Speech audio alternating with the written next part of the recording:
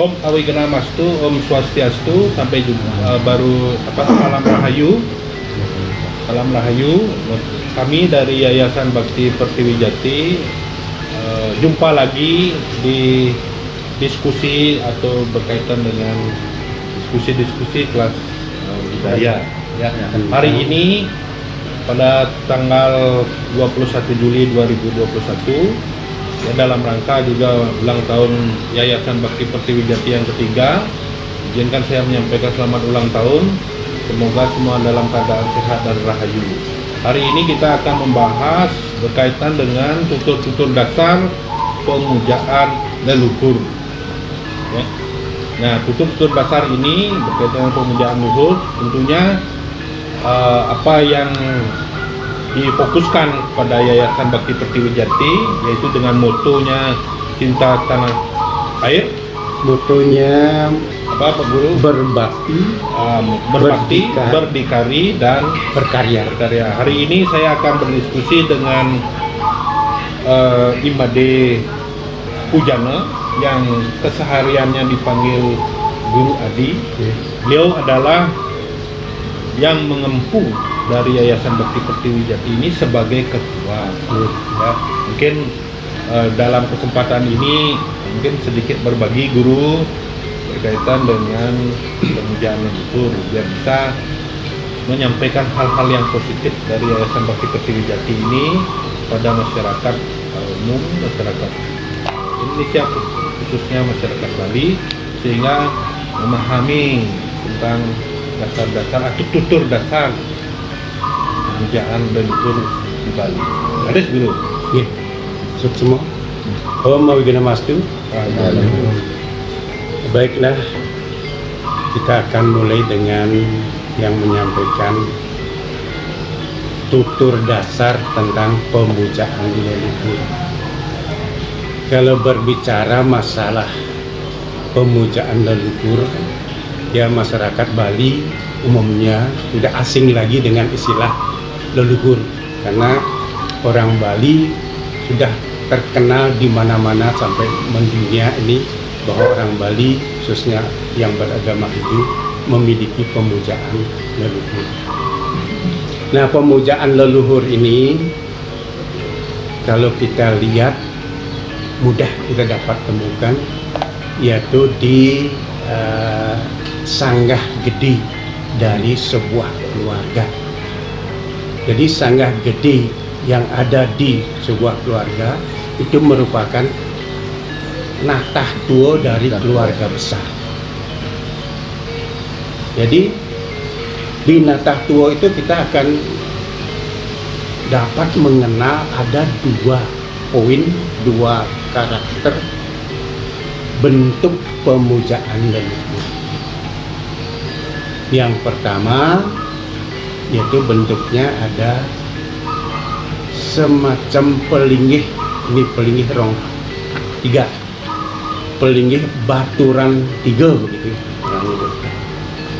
yang letaknya di sanggah gede di natah tua itu letaknya di sebelah timur menghadap ke barat. Sebelah timur menghadap ke barat. Baturan tiga itu yang di tengah memakai rongnya, memakai kayu yang kita sebut dengan memakai tumpang salib. Memakai tumpang salib istilahnya. Ya, istilahnya. Jadi kalau ini kan ada bunganya, nah bunganya itu istilahnya tumpang salib. Jadi itu paling itu menghadap ke barat, menjadi satu atap. Dan pelinggih ini berisi ancak saji. Nah, ini cirinya. Pelinggih ini berisi ancak saji. Ancak saji ini lanjing-lanjing gitu. Ya. Yang dari bambu itu namanya ancak saji. Kayu. Dulu dari bambu, sekarang udah kayu. Jadi untuk lebih kuatnya mungkin. Nah, itu namanya ya pelinggih itu menghadap ke barat. Itu di sanggah gede natah tua dari sebuah keluarga besar. Nah, kemudian pelinggih ini tadi bentuknya sekarang nama pelinggih itu adalah Pelinggih Pemujaan Betara yang sekarang sering disebut Pelinggih Dewoyang gitu. Penggampangan nyebut gitu. Pelinggih Dewoyang. Jadi namanya Pelinggih Pemujaan Betara. Nah itu satu. Jadi kalau kita lihat lagi ada pemujaan lagi satu yang tempatnya di sebelah selatan dari Pelinggih Pemujaan Betara ini yang namanya Pelinggih Yang Pitara. Pelinggih Yang Pitara. Berarti ada dua istilah nih guru ya. Nggih. Yang di besar di Jogja itu namanya pemujaan, Pelinggih Pemujaan Betara Ya. yang Kalau di Selatannya. selatannya Pelinggih Yang Pitara. Nah, dua sisi yang berbeda. Ya, dua sisi yang berbeda. Jadi bentuknya rongklu inilah yang disebut dengan Pelinggih Kemulan. Bentar mungkin yang bertanya sedikit. Tadi kan ada bebaturan tinggal. Nggih. Ya. Kenapa justru yang di tengah pakai kayu dan lebih tinggi kayaknya gitu? Betul. Nah, ini pertanyaan dulu yang bisa Nggih. itu aja yang tanyakan dulu. Sukses motor ya. Ya. Ini pertanyaan yang bagus, nanti kita akan kupas tuntas ya. Nanti ini bebaturan ini yang kaitan dengan otoritas nanti, posisi nanti. Nah sebentar nanti kita akan nyampe ke sana. Ya. Sekarang kita masuk kembali kepada Pelinggih Yang Pitara, Pitara. yang kita sebut Pelinggih Kemulan. Mulan. Jadi Pelinggih Kemulan ini satu paket dengan taksunya. Sama juga dengan tadi yang Pelinggih Pemujaan Betara yang itu punya taksu juga. Punya taksu juga. Artinya taksu kekuatannya. Kekuatan taksunya artinya Saraswatinya atau Ganapatinya. Jadi Pelinggih ini punyai rong juga 3. Nah, bagaimana perbedaan antara Pelinggih Pemujaan dengan Pelinggih Pitara Pelinggih Yang Pitara. Nah, Pelinggih ini mempunyai fungsi. Nah, keduanya punya fungsi.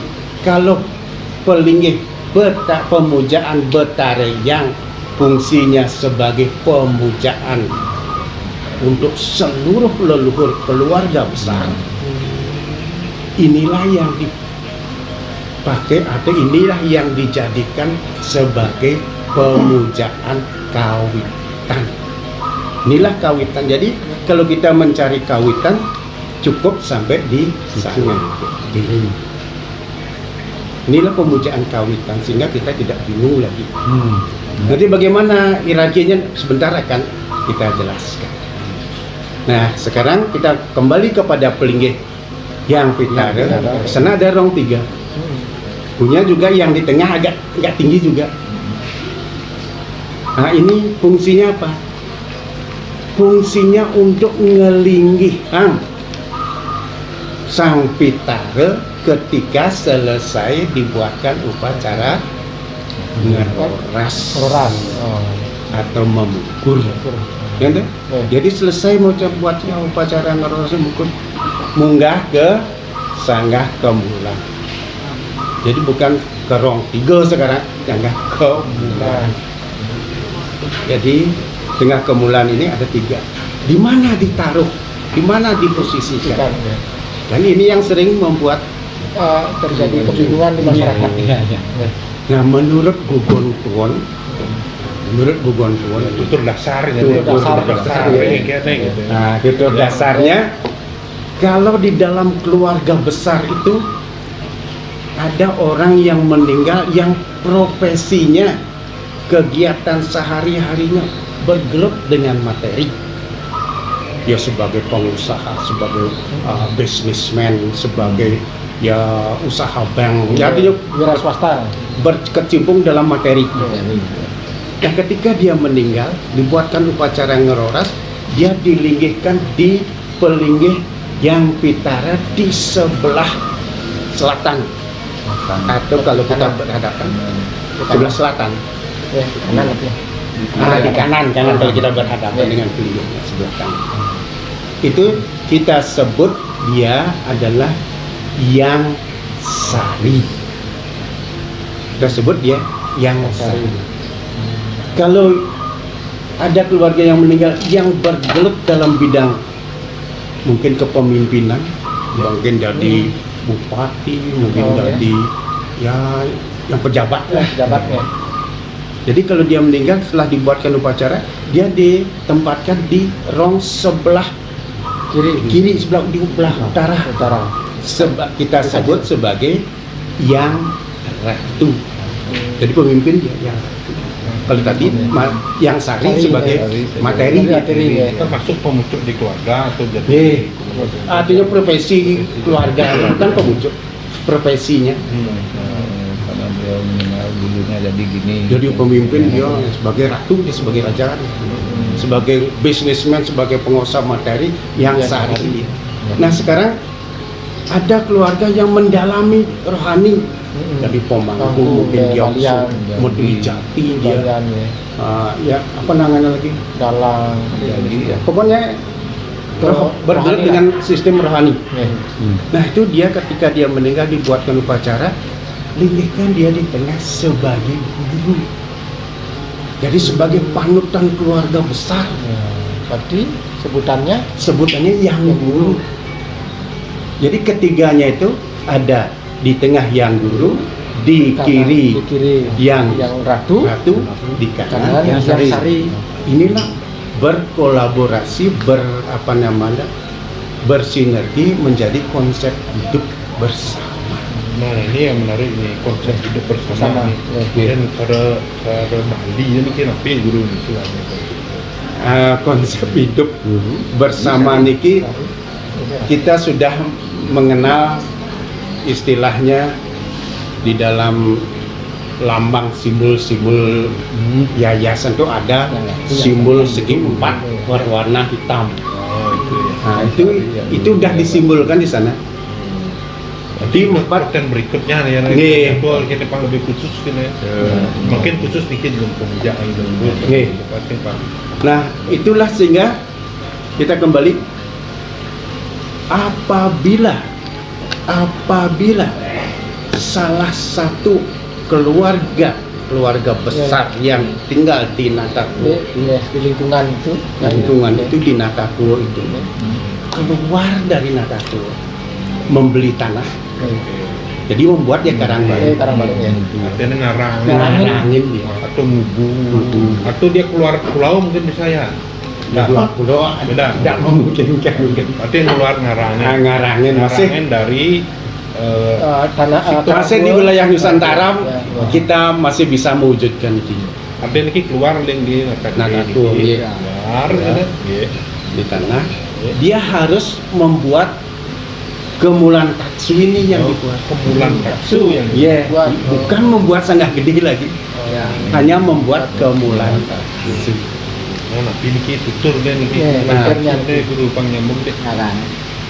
Kemulan dasarnya kemulan taksu keluar dari karang gede. Konsep tuturnya niki bagaimanapun kita kemulan itu merupakan konsep peti, stiti dan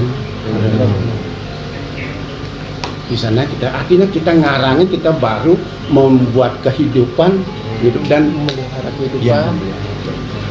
Jadi dia nanti kalau karangnya linggah mungkin dia numbuh banyak membuat natah kan, tidak usah membuat kemulan. Kalau masih dalam satu area, satu penggawean. Jadi dia perlu membuat ngai natah, ngai kemulan taksu, ngai natah, ngai kemulan tidak. Kalau masih dalam satu pekarangan, satu meja ini cukup satu kemulan taksu. Jadi semuanya nungkem. Tujuannya apa? Tujuannya keluar membuat ini supaya hierarki pemujaan tetap tersambung pada konsep natah Jati. Tapi garis lurusnya ini tetap ya. Sehingga nanti dia mencari kawitannya Sambil satu linear ya. Iya, linear. Ya. Enggak, yang kita kan gede. Nah, kalau misalnya dalam satu naktah awalnya itu cukup besar, kemudian lama kelamaan itu kan berkembang. Nggih. Dia memecah naktahnya menjadi 4 misalnya. Apa tidak boleh membuat kemulan satu taksu masing-masing lagi dalam satu naktah itu sudah dipecah lagi. Kalau satu area, satu pekarangan. Nah, Tembok itu. tembok-tembok sekat. Itu boleh-boleh saja.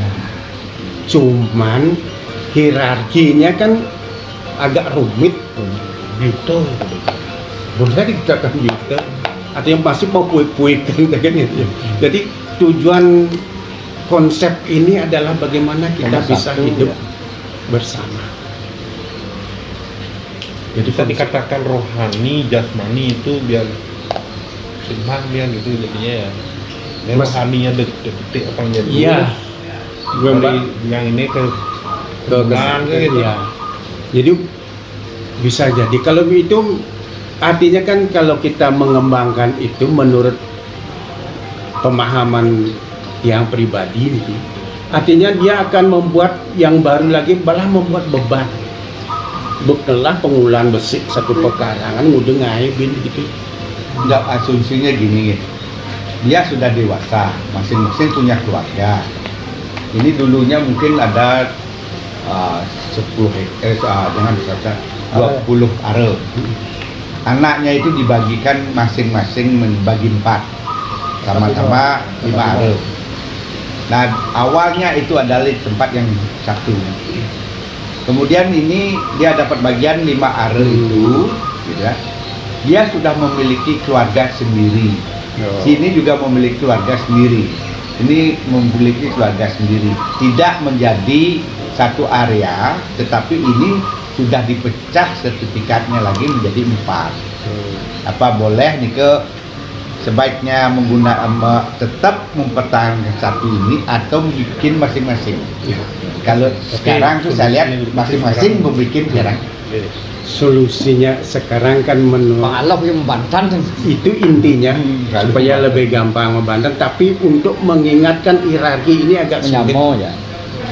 Ya. Jadi kalau dia satu pekarangan ini induknya, induk sanggah kemulan taksunya, kalau dia ngembangkan sini, ini mestinya kulunun ke sini, Ya. mestinya. Jadi untuk tahu hierarkinya. Tetapi kalau sekarang langsung dia mencari sanggah gede ke anunya, itu bagus sekali malah dah. Jadi dia kalau mencari hierarkinya ke sini, tapi kalau dia langsung ke sanggah gede, yang penting ada connect-nya ke sanggah gede. Iya. Tapi kembali ke fokus dulu ini berkaitan dengan waktu ini biar Ya. kita lebih fokus kan yang tadi yang tangkap jika di ruang dulu kemudian salah ucap, Ya. salah menafsirkan gitu gitu dulu dari market kan trennya seperti itu. Iya. Ini ruang dulu dan isi ruang dua ini kan agak gini ya. Nah, tapi kita mencari tutur dasarnya yang tepat, ke sana yang tepat. Menurut guru Niki kan tadi ada yang guru, yang guru, yang sari. yang sari. Kan istilah ini dulu kita harus pahami sebagai tutur dasar. Tadi sudah diceritakan bagi yang dia sebagai pengumpulan keluarga, sebagai di kehidupannya diri sekala, Menuju jati ya.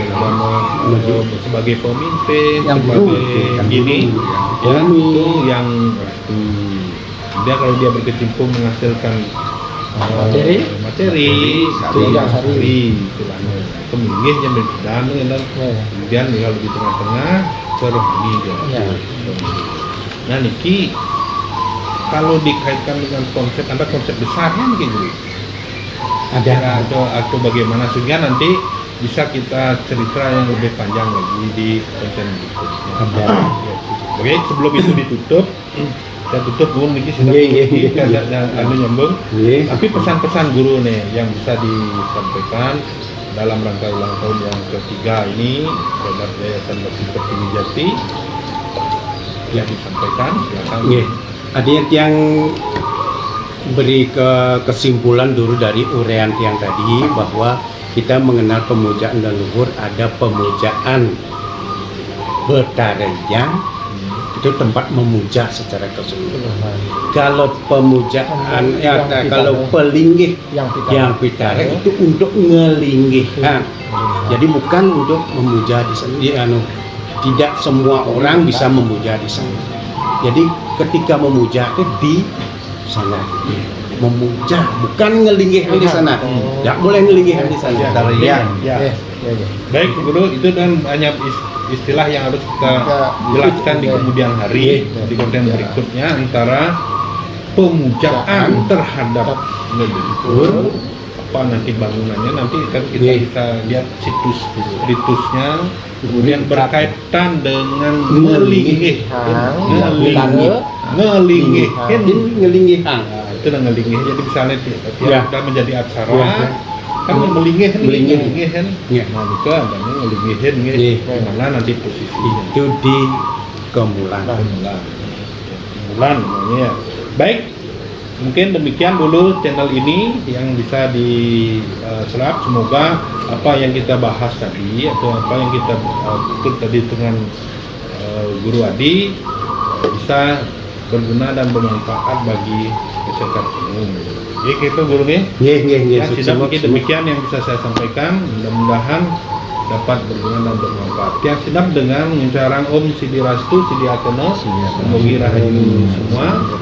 Sekian dan terima kasih. Jangan lupa Jangan lupa subscribe di channel ini, tekan lonceng dan tombol like. Terima kasih.